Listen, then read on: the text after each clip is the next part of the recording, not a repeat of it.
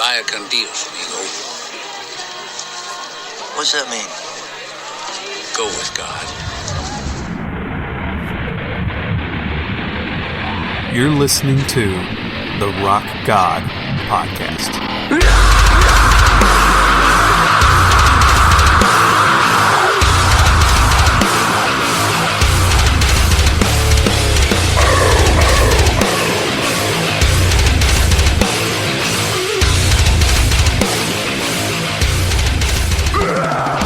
Welcome to another episode of the Rock God Podcast, the only podcast that talks to rock and heavy metal musicians and artists about their thoughts or opinions about God.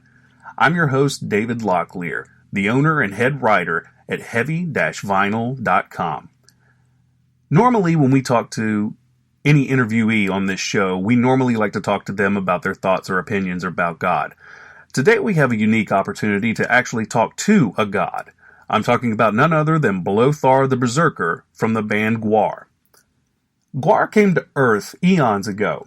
They are alien beings who were banished here by a being only known as the Master. Shortly after their arrival, the Scumdogs of the universe mated with apes, and the offspring of this unholy union would give rise to humankind. Believing spawning humans was an unforgivable sin, the Master had GWAR frozen until they thawed in the late 1980s, when the overuse of hairspray by bands such as Poison caused a hole in the ozone layer and melted the ice in which they were frozen, unleashing GWAR on Earth once more. Today we talk to Blothar about their upcoming Use Your Collusion tour, how it's lonely being a god, and guitarist Balsac Jaws O Death on and off fling with Caitlyn Jenner.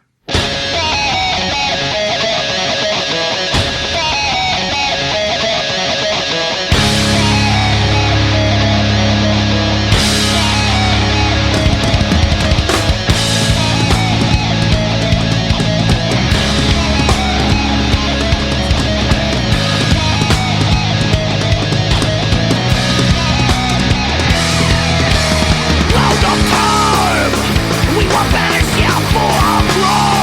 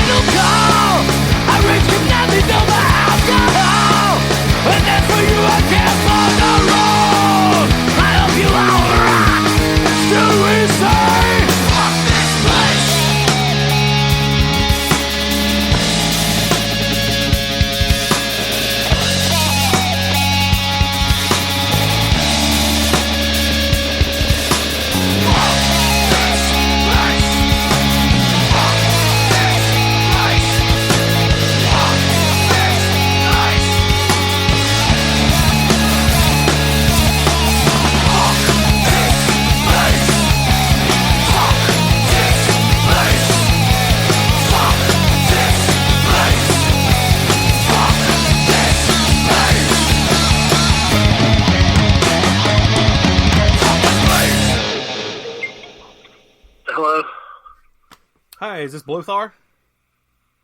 Yes, it is. Oh, my goodness.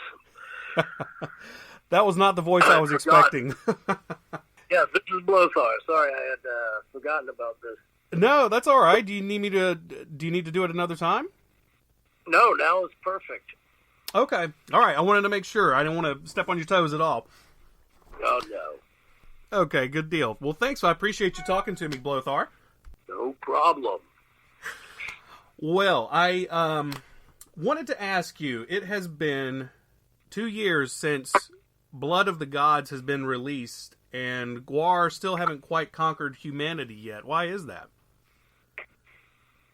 Well, GWAR's not really interested in conquering humanity. I mean, we just sort of graze on them. You know, that's like saying mankind is trying to conquer beef. You know, it's not. It's just it's not a thing. You know, and plus, humanity's doing a good enough job conquering themselves. Like, things just keep getting worse and worse, and seems like we've done our work too well. We just have to sit back and watch. Well, so what do you think humanity's worst sins are against the world and against themselves?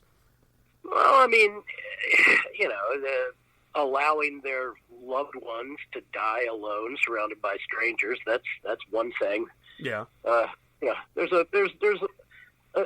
tons of barbarism, and human barbarism is it can be slight.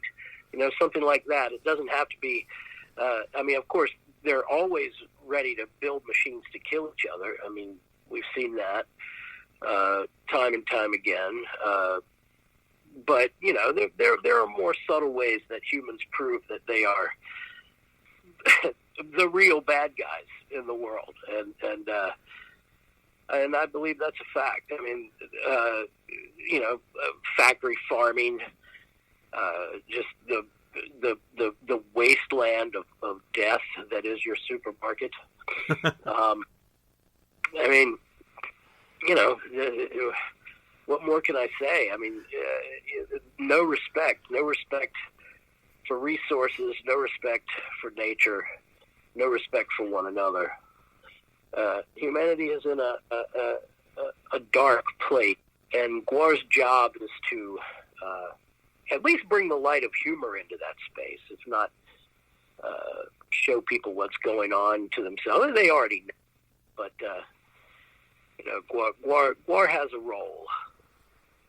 Well, I was thinking that for a second you were making me nervous. I thought GWAR was getting soft there for a minute, but then you said the humor, and that brought me back in. I felt a little bit more at ease with GWAR's true mission.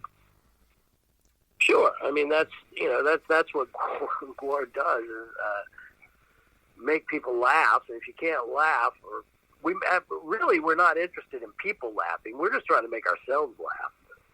If we can do that, then you know. Then it's a lot easier to wake up on the tour bus every day. Right. If you know you're going to laugh. Okay. Well, I mean, you kind of have to have that to get through just about any day. Otherwise, I think you'd lose your mind. Oh, yeah. Well, the podcast that you're appearing on is called the Rock God Podcast, where I normally talk to people, musicians, artists, about their thoughts and opinions on God. So before I go any further, I want to make sure, are we going to do this in character, or do you want to do it, you know, as a little bit more straight-laced? I can go either way. I just want to make sure I understand the tone of my questions and what I should ask. Right. Well, I think we can do it as Blothar. I'm pretty good at you know, slipping in and out. And as long as you can get at the kinds of questions that you want to ask by doing that, some people can't. Mm-hmm. So it's really ultimately up to you, like what you think would be better.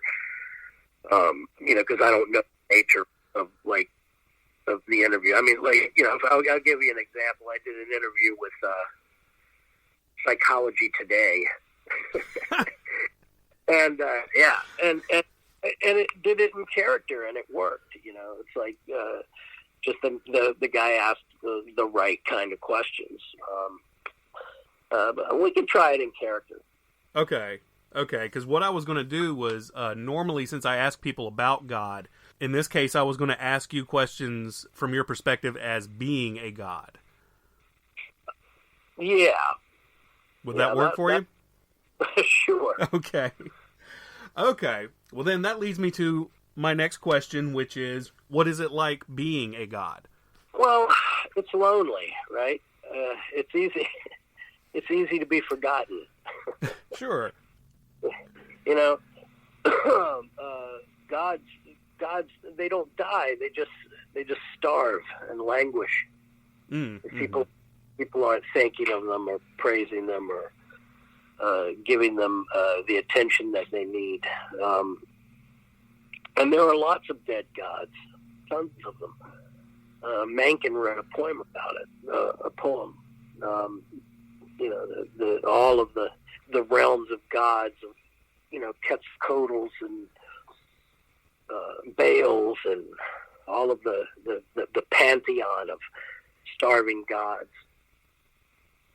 who there's no one left to worship them.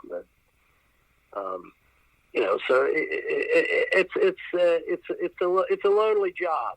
So heavy weighs the crown in a way, huh? Yeah. Well, I mean, it's good that you guys haven't been forgotten. I mean, with your type of presence, I think is going to be around for quite a long time. I don't think you'll be as easily forgotten as Baal. He was kind of lame. Right. Well, I mean, you can't. I mean, he pops up in the Bible all the time, so you know. I guess he's not really forgotten. Oh, that's true. Yeah. Yeah, and then there's idiotic metal bands who probably worship him. Yeah, they probably do. I agree with that. There's probably a lot of them that find, you know, great humor in that. Yeah, I mean, there's a ton of, you know, Norwegian, like, just Scandinavian metal bands whose, like, ridiculous notions of authenticity involve worshiping the you know, demons and deities from the lower pantheon of gods. But, yeah, I mean, I think GWAR will be around for a long time and be remembered for a long time. You know, unlike other gods, you can actually see us, which is, you know, kind of an advantage, I guess. I don't know. Although, I mean, you know, it depends on what your notion of God is, you know. I think Swedenborg held up a mirror to a young girl and said, you know, what do you see? That's your God. Oh, yeah, I haven't heard that before. Now that's interesting. Yeah, actually, I think she was after an angel. You know, he was kind of an interesting guy, both a visionary and a philosopher, and kind of crazy. And I think he claimed to see angels. And a young girl asked him; she really wanted to see one, so he showed her a mirror. Oh. Wow, that, you know, if in modern times, that would be a pretty cheesy but possibly successful pickup line. Probably. Although I don't think he was trying to pick anybody up. I don't know. I can't imagine Swedenborg with an erection. That's an interesting thought. Yeah, that's something I can't unthink now. Yeah, powdered wig chasing around some angel. Oh, man. Yeah, that's... Yeah, just running around. All he has on is his wig and his erection. Yeah, that'd be great. It's like, that's going to end badly for whoever he's chasing, I'm sure. Probably. Well, now, you've talked about a lot of gods are dead, and so that leads me to the question, you know, with you being a god, you know, the eternal question has always been, who creates gods? Who created you guys? Yeah, it's a real chicken and the egg conundrum, except for, you know, we're only really gods on Earth. You know, GWAR are more aliens than actual sort of deities. Although, you know, you're left to wonder, like, I mean, what's the difference, right? On Earth. But within our own mythology, GWAR are beings from another planet who were banished to Earth. So we have a creator in our mythos called the Master. Yeah, the Master. And you know, I mean, so Odorous used to talk about being born, being sort of created from syntho wombs on the planet Scumdogia. Mm-hmm. And that's an origin for most of the characters of GWAR. Mm-hmm. So it's more of a deification on Earth because you are much more powerful than we are. Well, no, because you are supposed to be our creators. That's right. Yes. I mean, GWAR, you know, I mean, it's the old ancient aliens trick, right? I mean, unfortunately, they've trivialized the whole thing. But, you know, GWAR we were way out in front of that whole ancient aliens thing. And especially, like, the business about, you know, and we were also way out front of, you know, the hole in the ozone layer and global warming. That's how GWAR were initially thawed out from the tomb. Was the glam rockers in the late 80s had been using hairspray so much that they wore out a hole in the ozone layer. That's right, I forgot. Yeah, and GWAR was thawed out. So, but yeah, I mean, that's the rather confusing sort of timeline that Matt McGuire has had to sort of marshal into a comic book that actually has a cohesive timeline, a series of comic books. But for initially, we used to always just sort of talk about GWAR creating the human race from having sex with apes. Mm-hmm. But we don't know who made the... Right. It's like, you guys can definitely point to, this is definitively where humans came from, and it's really gross. Yeah. I mean, do you think that's gross? I don't know. I mean, I've seen some attractive apes. Well, yeah, I don't know. I guess I've dated a couple of girls that might fall under that category, too, so... I think the world would be a much easier place to understand if human females, like, you know, occasionally just got big, giant red butts. You know? Well, Kim Kardashian might be out ahead of that thing. I mean, hers isn't red, but I think it would definitely qualify in terms of perspective. Yeah. She's definitely, you know, not red enough. No. I'm not gross enough. Yeah, she needs to at least get a mustache or something, and you know, have the tail end of her dresses cut out, so that way, you know, we're going in the right direction. She probably has that. She's just got, you know, electrolysis. But I mean, hey, we have on tour. We've been apparently Balsac swing with Bruce Jenner. Oh. Yeah. Now that's different. Now. Yeah, but it was a long time ago. Jenner is an old flame, so you know,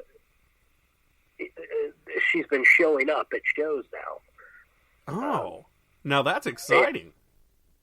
Yeah, it is. It's pretty good stuff. Now, does he have a problem calling? Is he still stuck in calling her Bruce or what's her new name? Candace? Caitlyn. That's it. Yeah. Or does he have to make an active, you know, effort to call her Caitlyn? No. Caitlyn is who she wants to be. If Caitlyn wants to be a woman, Caitlyn is a woman, and Balsac follows suit with that. You know, he just it's rather confusing for him because he remembers her as a dude. So he's a little disappointed, to be honest with you. Yeah, I mean, he doesn't seem like a judgmental kind of a guy. So I mean, I would imagine he would, you know, swing for the fences in any kind of situation like that. Yeah, swinging for the fences. That's a way of describing it. Balsac's love life. I don't know. I haven't. I mean, all we've seen is the product of it. You know, Caitlyn comes out on stage and has births a baby that apparently she's been carrying for quite some time that looks exactly like Balsac. That's what I was going to say. It's like Balsac's known for his, what do they call it? Volumetric output? Yeah. I mean, he's got, right. He's got a swinging sack, and then he has the the jaws. The baby's born with the jaws. It's where his feet aren't. It didn't get Balsac's feet, which is unfortunate. Oh yeah. I mean that would have been fun, but at least it got a lot of his. I'm assuming more prominent features. I'm sure the baby has a sack on it. It does, and it has a massive ween that down the audience with. Oh my goodness! So that way, I mean, if there are any fertile females in the audience, we're talking 9 months from now. We've got a few more GWARites, huh? Yeah, we all of Europe. We just got back from Europe, and I don't know. We'll see. We'll see what happens over there. Now, does Caitlyn come? Is she going to be coming with you on the upcoming East Coast tour post Christmas? Probably. I think Caitlyn will make an appearance. I'm trying to think if Caitlyn had a. Oh yeah. Yes. Caitlyn will definitely be on that tour. That's great. I'm sure that make probably Balsac Donald look good. Trump. Yeah, Donald Trump too. I mean, he's the entire show this time that we've been doing was basically sort of GWAR's Trump. Mm-hmm. GWAR doing all of the things that Trump would do, and then finally at the end of the show, just asking him to join the band. Now, did he accept? Kind of. I mean, he accepts in a way. In his own way, he accepts. I mean, he loves the attention. Yeah. Well, yeah, that. I don't think that's ever been an issue. So if he's on stage with you guys, I imagine that's probably a big clash of egos between all of you. I just want to find out what Macaulay Culkin is really like. I saw him in Home Alone 2. I know he knows him. Right. Of course. Yeah. Yes. I mean, if you could swing an autograph, I'm sure that would be pretty cool. You know what? I'd take Trump's autograph. Sure, man. Tell me a little bit, since you have been into outer space and you have come here as a deity on Earth, and you've met many gods. Have you ever met the God? The God. Well, I don't know about the God.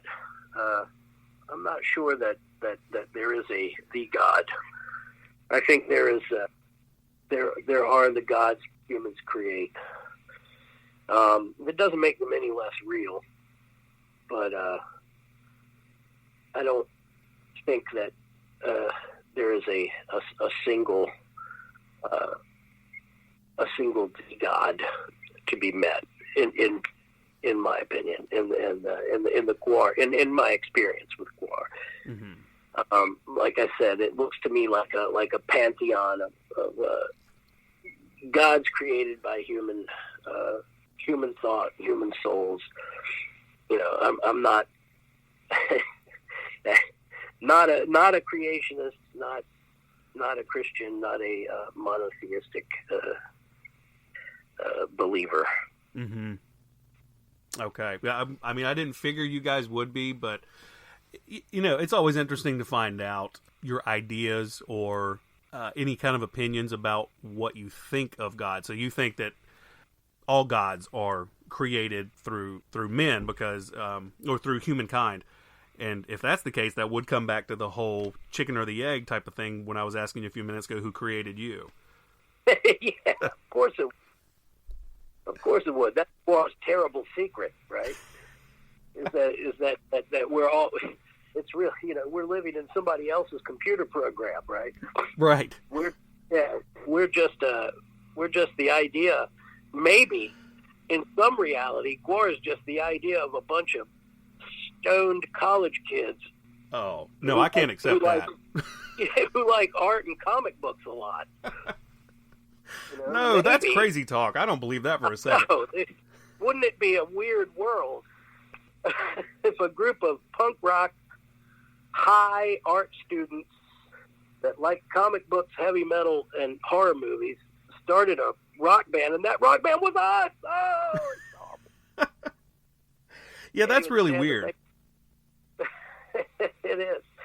But yeah, I mean that's always. I'm not going to say it's always been my thought on Blothar is a spiritual character. Blothar is a sort of a Viking. His inspiration was from Beowulf. Oh, and and Beowulf. There's two chapters. It's sort of the first sequel, right? It's like the first story in English, and then they have the second story in English where it's like Beowulf was such a good story, they bring him back. Basically, Beowulf, he's 40 years old, which means that he's really old in the time. And they go to him and they're like, you slayed Grendel, now you need to slay Grendel's mother, right? So, that was for the genesis for Blothar, and Blothar was kind of a shamanic, based on the sort of Viking concept of the shamanic warrior, and there's a lot of inspiration from Norse religion that's on the blood of gods. You have to kind of look for it, but it's there, which is not, that doesn't mean that we promote any of that. Mm-hmm. It's just where we took inspiration from, and what seemed to make sense in sort of building GWAR again. Go ahead. Oh, I was going to say, yeah. Well, that's actually kind of interesting because there seems to be sort of, I guess, since the early '90s. With the rise of the black metal movement, there seems to be a genuine renewed interest in Norse mythology and the sagas and things of that nature. So I think it's interesting that that's where Blothar came from. Yeah. I mean, I think that there's an air of contempt for any po-faced seriousness, right? Like, I mean, I'm going to go see the band Watain tomorrow, and I mean, that's a classic example, right? I mean, they make really good music. Mm-hmm. I love the way black metal has sort of, they've arrived at sounds that I like from the 80s in a really circuitous route, like I mean, I used to love the sort of open chords and distorted guitars that you'd hear in Husker Du or Dinosaur Jr. And now that's become kind of a hallmark of black metal, which is interesting to me. They also used interesting chords, like they which might come from the sort of another attempt, like, traditionally there's been attempts by metal guys to sort of shore up the decadence and stupidity of their art form by associating it with classical music. Yeah. Which is just absurd. I mean, just be what you are, right? Yeah. You're dumb. It's good enough.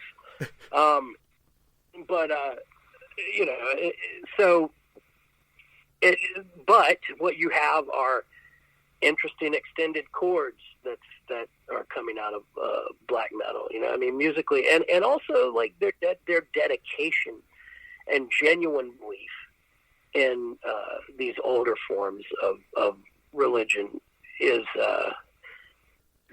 I do admire them adhering to a sense of authenticity, even if that sense of authenticity seems ultimately ridiculous to me.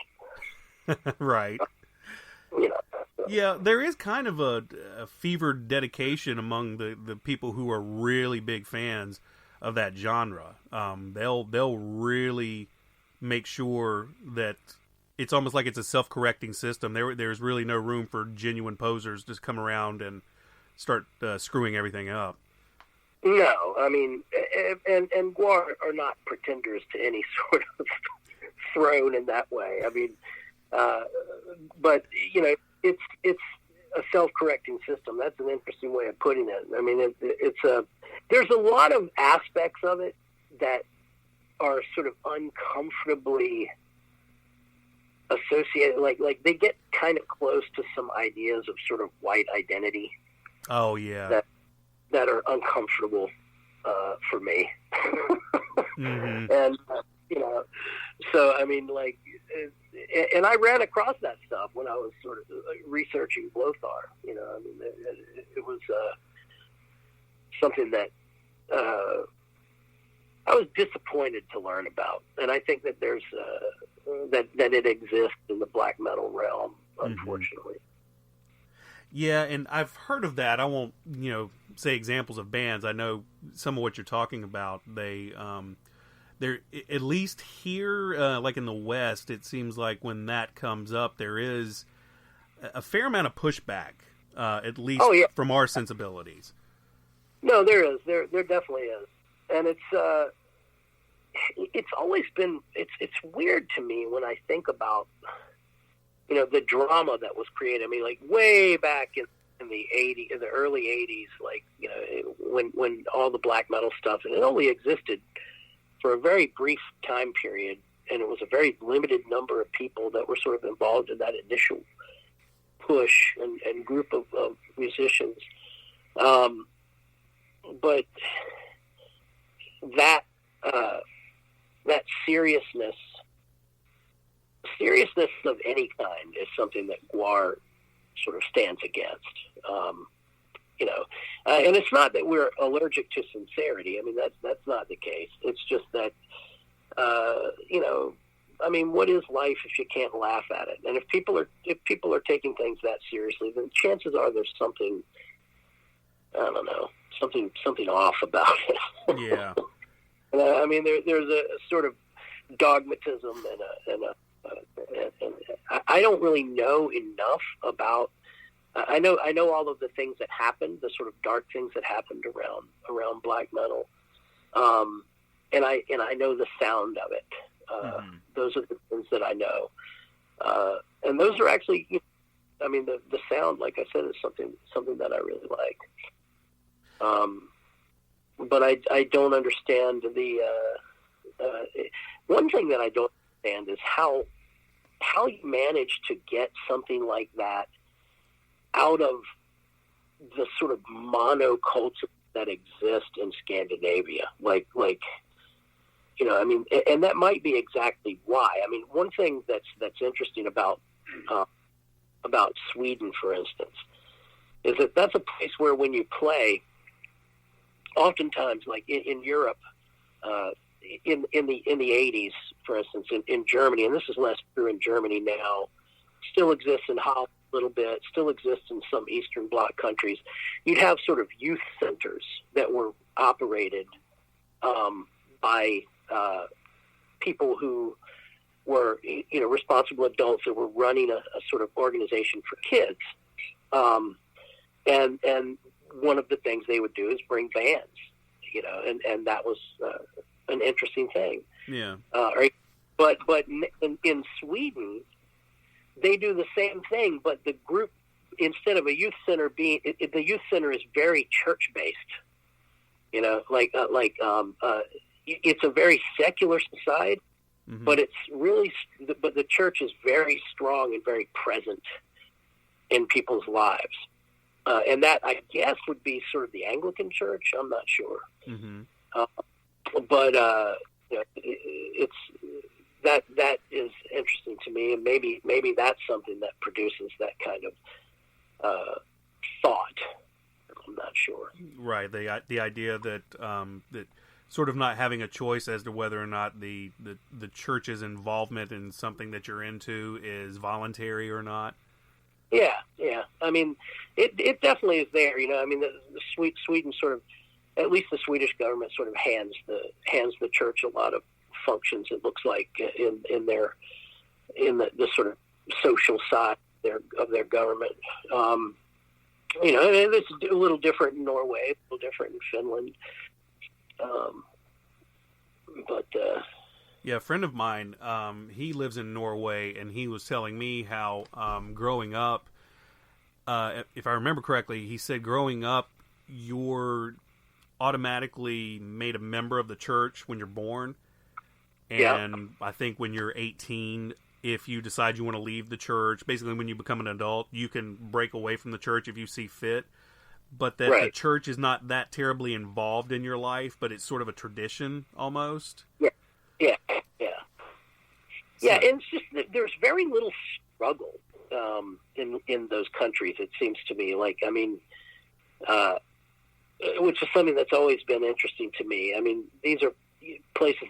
I don't know if they have subsidy programs, but they probably do. Like most European countries, even Canada has these sort of, like, you know, subsidies for people who are working in the arts. I mean, that's just outrageous in American terms, right? Like, you're not going to get that if you're. I mean, you will if you're running a puppet theater for kids, but probably not if you're running a 3-ring gangbang circus like GWAR. You know, we're not going to get any money for that. I would love nothing more than to hear the press conference of somebody who actually did fund GWAR with taxpayer money. Yeah, that'd be great. That was always my favorite description of odorous. I was at a GWAR show, not even playing, and I heard Odorous say that. I'm trying to run this 3-ring gangbang circus. That's a great description of all the GWAR shows I've gone to. I think that sums it up pretty well. Yeah. I mean, how many places can you go to be literally ejaculated on by a 4-penised udder? I know. If that's not gangbang related, I don't know what is. Yeah. It's just anarchy. Well, let me ask you one more thing. What's going on with the GWARbecue? That hasn't been around for a few years. GWARbecue is on hold while we have. I mean, really, it sort of got to the point where it was. You know, GWAR has always been a DIY band, right? So you've got, you know, like a band like Slipknot. You don't really know who makes those outfits.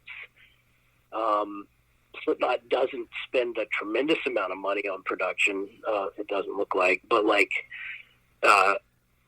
you know, so running their festival. I mean, they have, you know, they've got a big festival, and they have a lot of help doing it. You know, GWAR has always been a sort of seat of the pants, do-it-yourself organization, and so, you know, if we're going to make records and we're going to go out and tour, it's not like we can just hand off to somebody, hey, run this festival in our name, right? Like, you know, we're the ones with bands, we're the ones making arrangements for the security and for the vendors and all that stuff. So it's a very hands-on, very big job,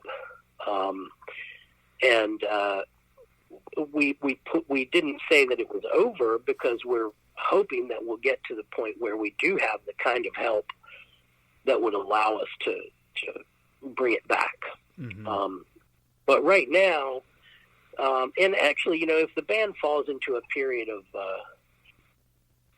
I'm not going to say inactivity, but lower activity, you know, maybe like at a time when we're involved in a production cycle that doesn't involve touring, and maybe we could bring it back, but that's the kind of thing it would take, because we have to be involved in making it. Yeah, just the idea of handing it off to somebody else would probably feel like handing your children off to somebody you've never met before, in a way. Well, I mean, it's less that than it is that we can't afford it. I mean, you know, it's Gotcha.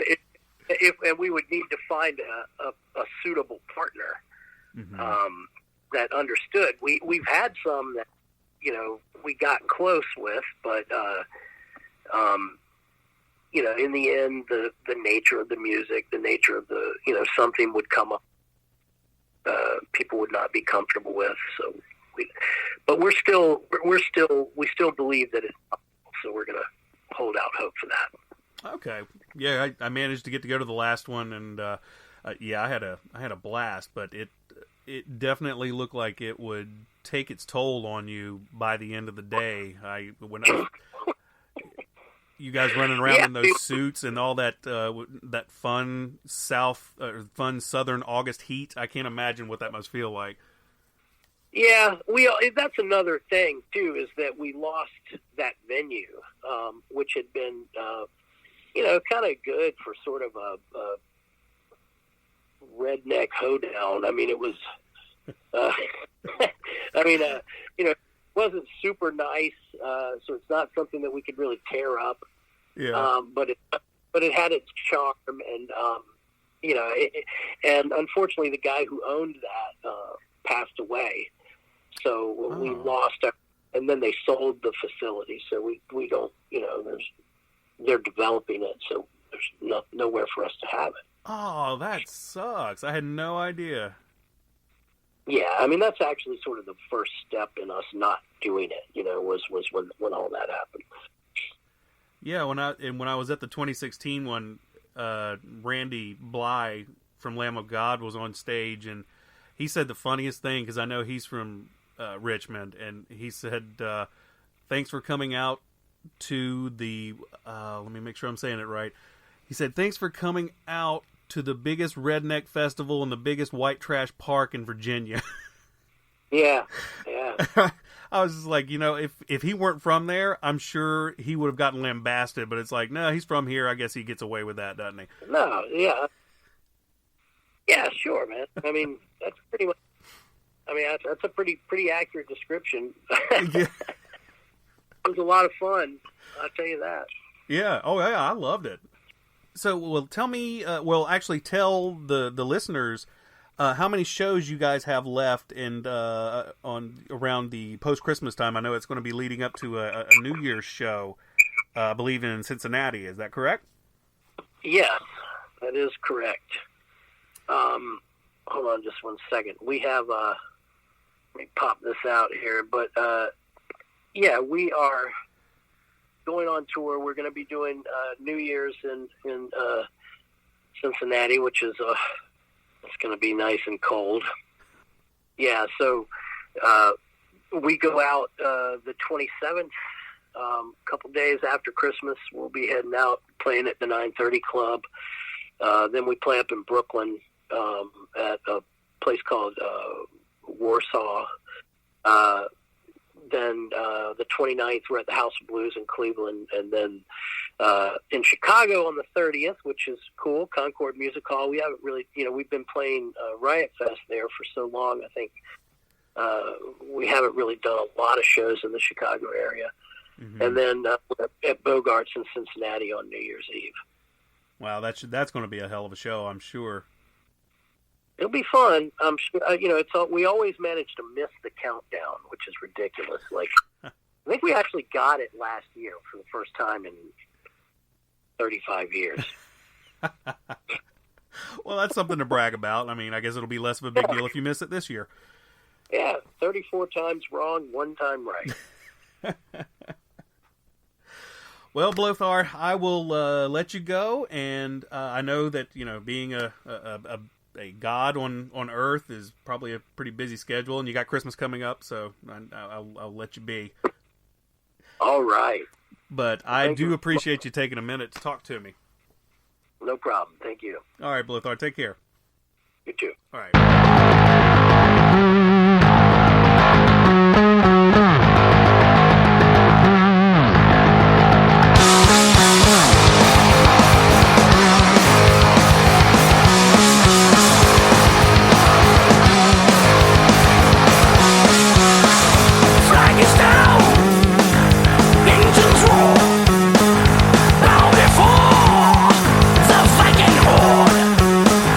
Please for mercy, for long death years, your words